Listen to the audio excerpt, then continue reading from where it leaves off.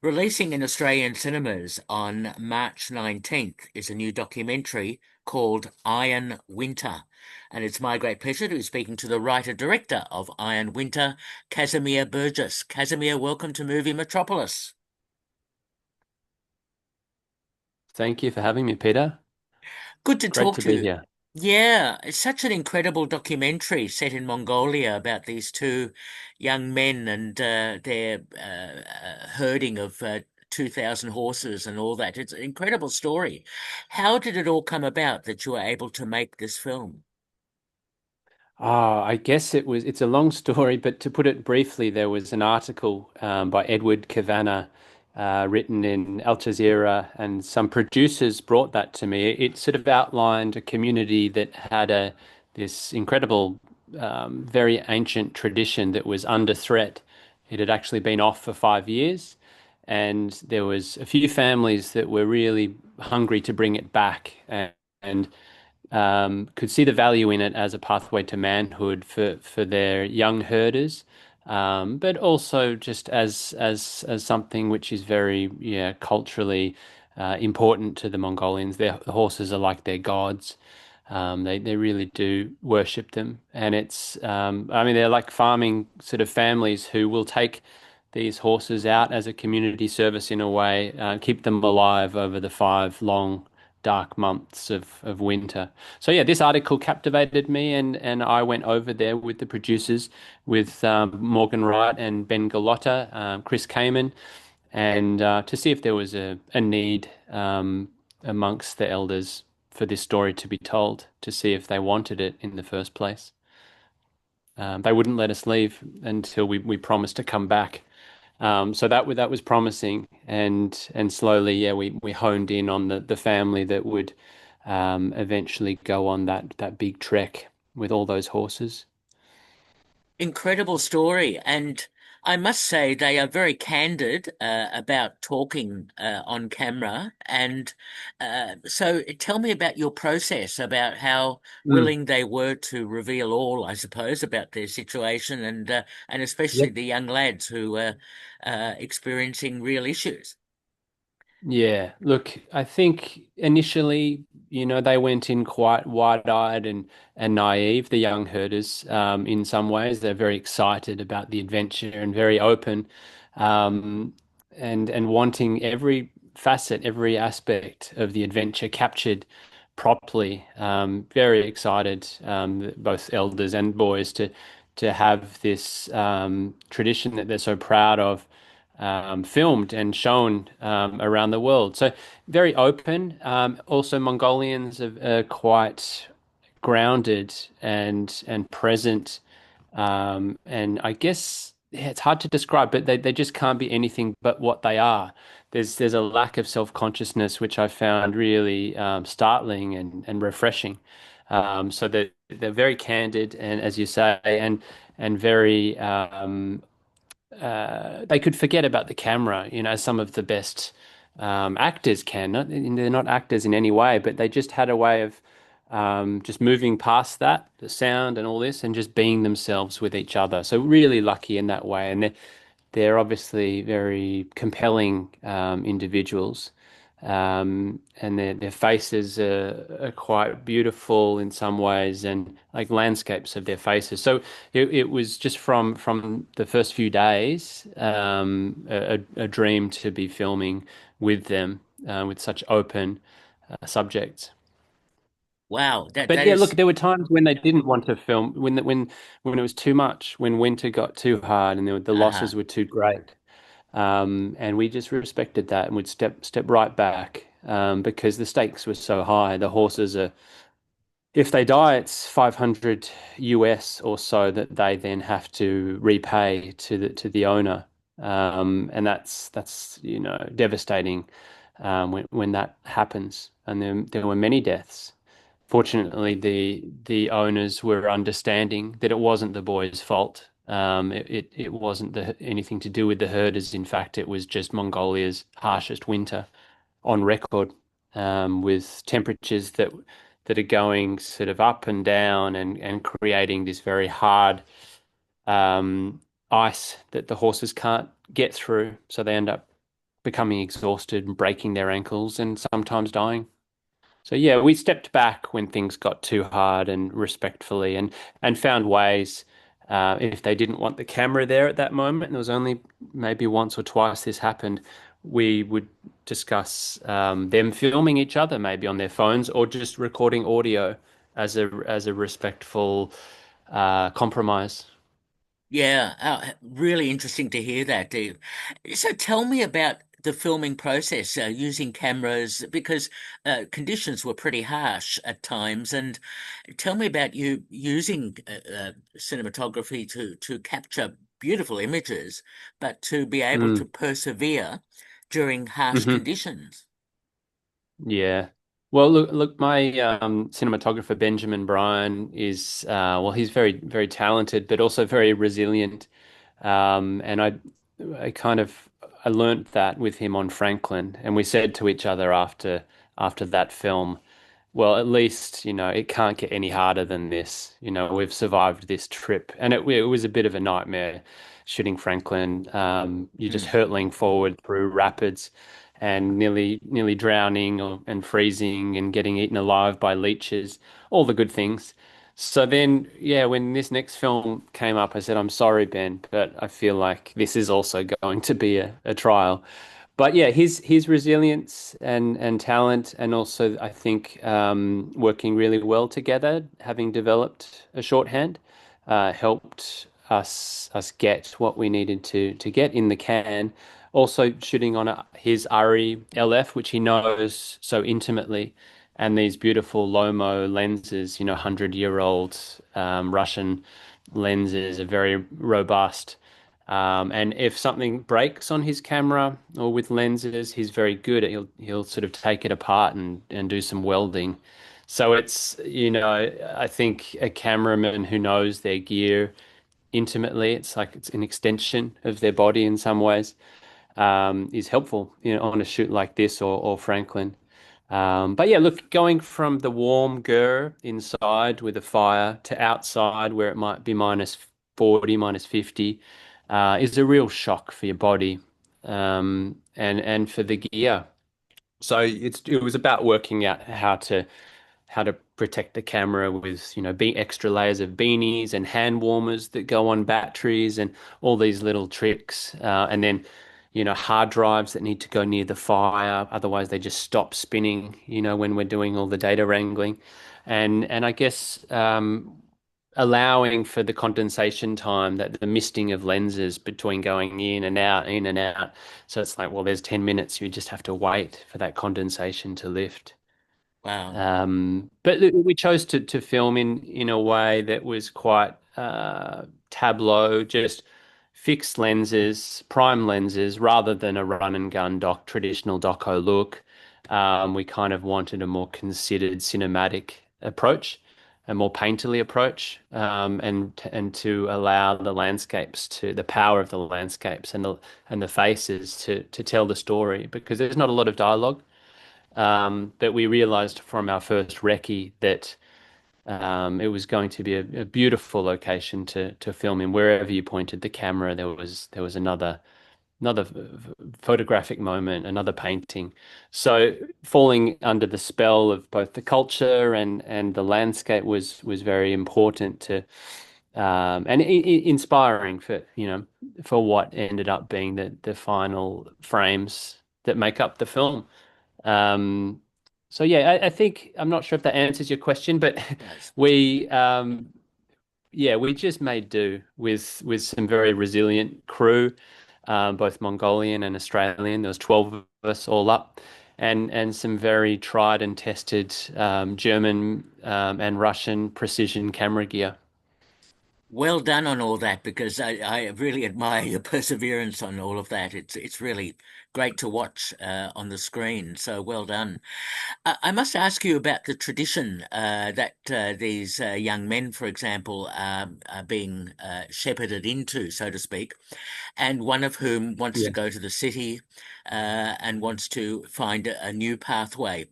I found this Mm. very interesting about tradition versus modernity and how Mm. they wrestle with the idea of their own careers.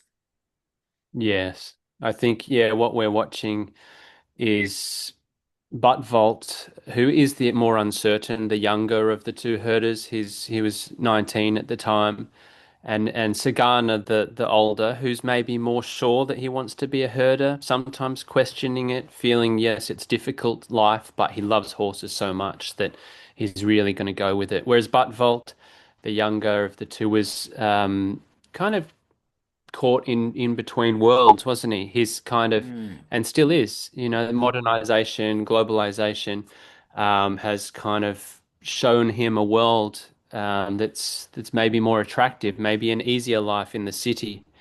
He loves his horses and his family and wants to grow up in that way, but he can see there's really no income that's or very low income, and maybe most women or girls are leaving to study in cities. So it's quite a bleak outlook for a young herder if they do stay there.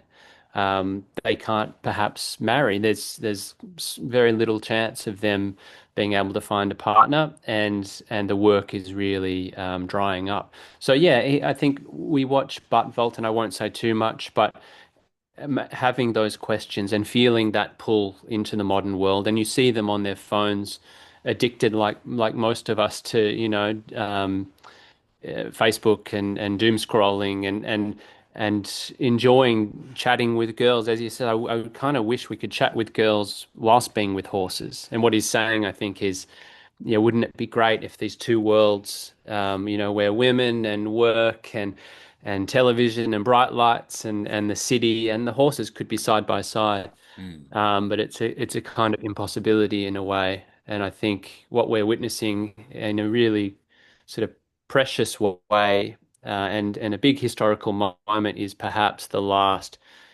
generation of nomads, and perhaps what we see is the last winter herd. I mean, it hasn't happened since, and it doesn't look as like it's going to be attempted anytime soon, because it was just um very devastating, and the losses were great in Mongolia, particularly that year. It was, I think, 7.4 million death of cattle. mm. Um, but yeah, look, someone like Sagana is still he's unlike Buttvolt, he's still living in the country, and he doesn't do the winter herd, but he has some horses, he has some yaks, and he has a really simple, sort of humble life, and he'll really fight for that, even if it means being alone with that, because it's what he knows. He's grown up since he was, 3 years old on a horseback, and that's his great love. Yeah. And there's something heartbreaking about that.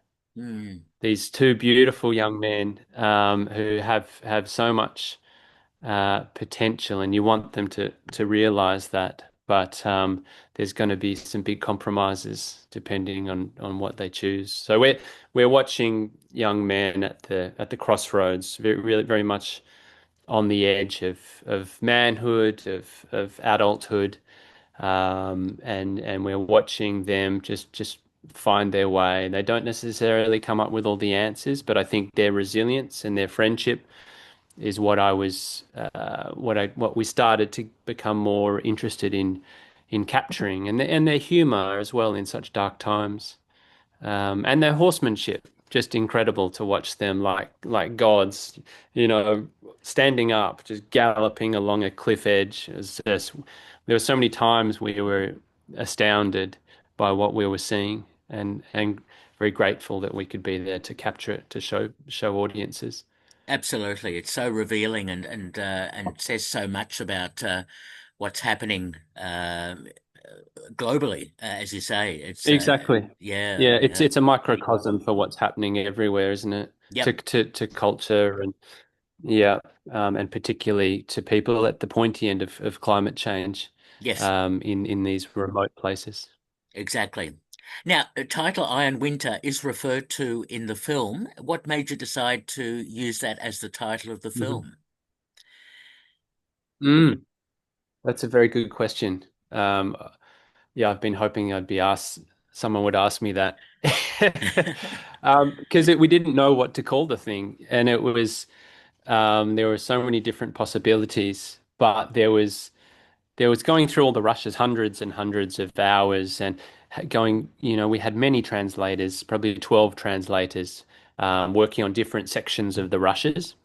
And when that translation came through for a scene where the father, Bayern Hunger, um, is talking about winter and its various qualities, I just thought Iron Winter was such a poetic and perfect description that it seemed to sum up the idea of a kind of Iron Winter, yes, for these nomads, for our herders, but also the Iron Winter of our times, in a way, whether it be summer or winter. There's just something beautiful and brutal about the title. Something cold, obviously, and hard, and that's what they experienced, particularly with the this idea of all the sedimentary layers of ice. There's a warm day, the snow melts a little bit, but then a cold snap and it hardens again, and over, until like a samurai sword becomes very strong, and that's really what's locking the pasture in for them. So Iron Winter, anyway, it on a number of levels felt right, and you can always potentially always find a better title, but I could never find one as good as that for what we were trying to say. Fair enough. No, no, that's a good explanation. That's great. I must also commend you on the use of music by Luke Altman, which works so well in the Mm. film.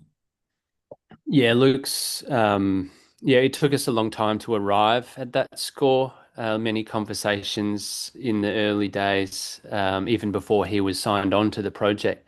But my main concern was that we avoid traditional instruments that were, in some ways traceable or derivative. A quartet or an orchestra. It just didn't feel right to impose on that world. It's so much like the herders, its own man, its own place. It needed a fresh sound that was primal, and almost natural or organic, visceral.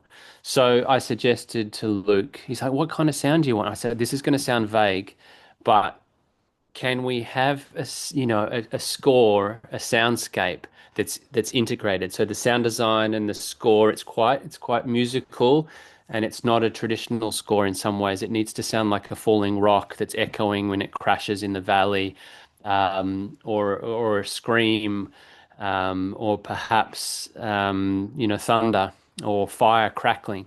And that's very vague, but he's like, I think I know the instrument. And I was like, really?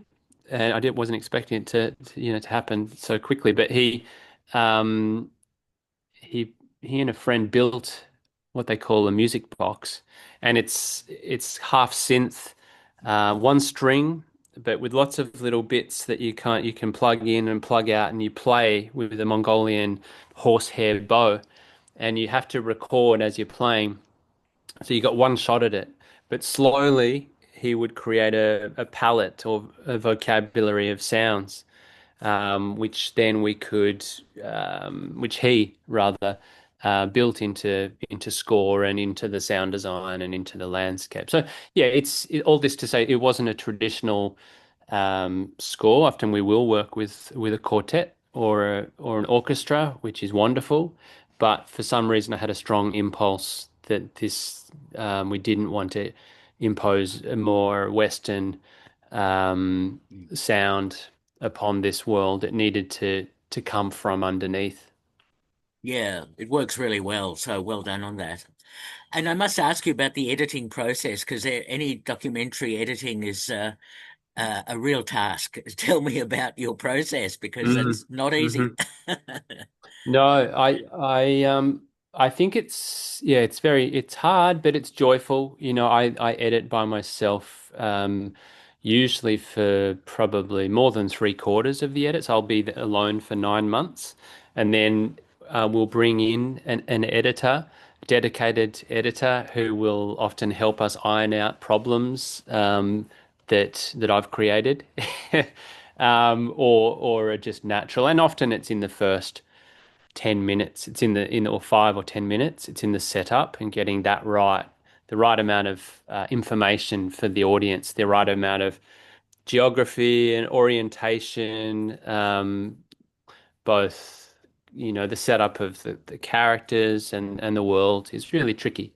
So I was very moved editing. For most days, I would find myself close to tears or laughing, and so I'm very involved in the edit, and I really love that. That's when the film's being written, a doco rather. Obviously with drama, you've got a script, and you're needing to be less inventive in some ways.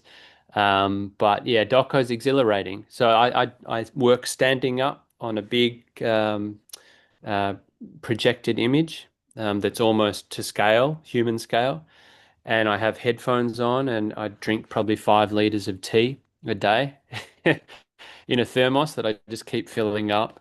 Editors, I think, are notorious for either smoking a lot back in the day or drinking a lot of coffee. And, you need your crutches because it can be so bleak in this dark room, Yeah. just hustling to come up with a story. And you've got producers and investors, and everyone's breathing down your neck. You've got to come up and deliver something. But I love that pressure. And the rushes were great. So there was, and the story as well, Peter, has a hero's journey quality to it, a really great beginning, middle, and end, Mm. and challenges along the way, and a journey that starts somewhere and ends somewhere else. So it was, in a way, that was a blessing in the natural structure of this very, what would we say, archetypal almost, primal sort of story. Is a classic coming of age hero's journey story just naturally. Didn't have to impose that upon it. So yeah, look, editing is where the film really gets made. Mm. However, not to undermine, what all of the crew, all the blood, sweat, and tears that the crew bring as well. But I feel like the edit for me is really vital and exhilarating. Absolutely, absolutely, and so well done. Has the family, the two young men in particular, have they seen the final version of the film, and how did they react? Yeah, look, they're very increasingly, it seems, excited. And the first screening, yeah, I was getting lots of messages. I don't speak Mongolian, but we talk in emojis and photos. And every time the film screens somewhere or wins an award, Butt Vault will send me, photos of flowers. He'll get flowers somehow, and quite difficult, I'd imagine, and rare to come by. But and you'll film they're in snow, or they're sort of on a kitchen table. There's different flowers that are just to say, hey, thank you, and we did it again. So he's very proud and very involved, and probably Googling the film every couple of days to see where it's screening or if it's won any more awards.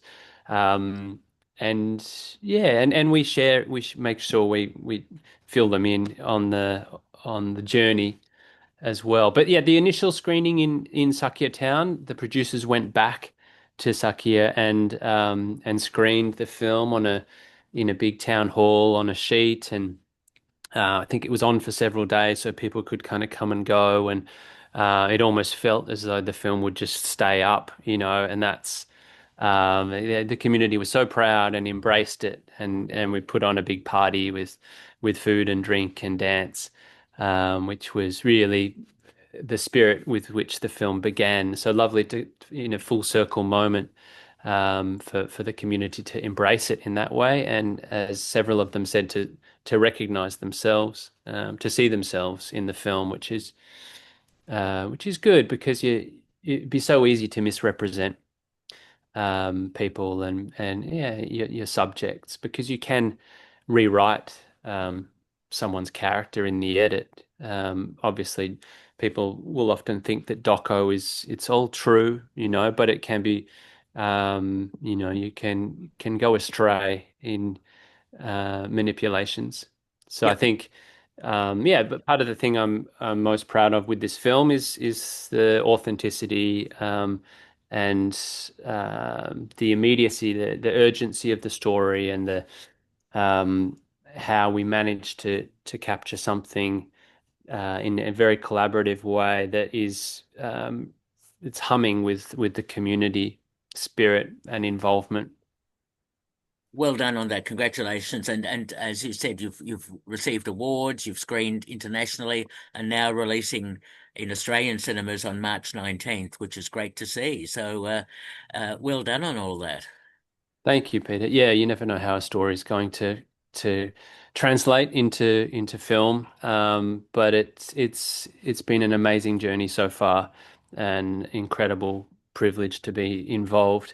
So fingers crossed the release goes well. We're doing some Q&As. In fact, there's one tomorrow in Elstonwick, and Ah, Thornbury Picture House coming up, and numerous others. But Iron Winter, the film, you find all the info online if you'd like to come and see it and hear some war stories sounds terrific. about. And Yeah, I must mention, Casimir, I'm interested in how you choose what you film because Franklin, you've already mentioned, which was such a good doco. Fell, which I remember seeing, the Lunig fragments, yeah, which you've been involved with. How do you decide what to choose and what's coming up next for you? yeah. Really good question. It's sort of, yeah, it's a hard one. It's in your gut, isn't it? And it's quite intuitive. Mm. But if a story, and I think part of the reason I've been involved with Doco for the last three films, my first many shorts were drama, and then Fell, a drama, a thriller. So it's when your gut tells you that this is a big story for our times, that I wouldn't want to go to my deathbed without having tried to capture this story. And it sounds a bit grandiose, I know, but some stories, well, this is possibly the last winter herd. How can I not film that? And I think I'm up to the task. So you find other passionate people who are concerned about, the environment, and concerned about the loss of culture, and you kind of, it just feels like you're on track, and so you keep going with it. And then all of a sudden you have an incredible team around you, and you have funding, and you have subjects who are also bringing all of their energy and all their gifts. So it seems to just flow. There's three films that I'm pushing forward at the moment, including a drama.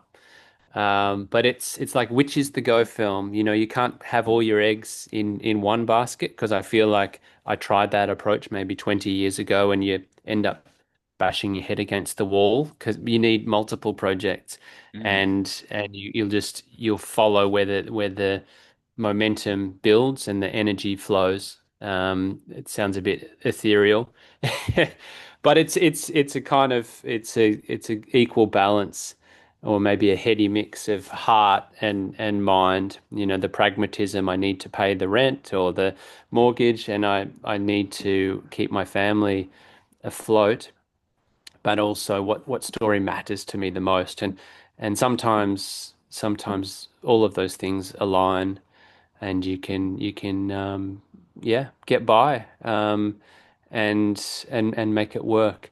But at this very moment, there's three really big stories that I'd love to tell, and am gently nudging them forwards. Good luck with those. Look forward to them. I'm sure they'll be whichever you choose or whichever works out. I hope works out well, and we can then talk again. So we've been speaking to Sounds Casimir. good. And I'll just, Yes, oh, sorry to interrupt. The Q&A is tomorrow at the Classic in Elstonwick, yes, tomorrow evening, and then Thornbury Picture House on the 22nd of March. And then, yeah, limited sessions in Adelaide and Sydney and elsewhere. excellent. Yes, go and see Iron Winter, and we've been speaking to the writer director of Iron Winter, Kasimir Burgess. Casimir, thank you so much for talking with me. Thank you, Peter. Wonderful chat. All the best. Bye bye. Bye.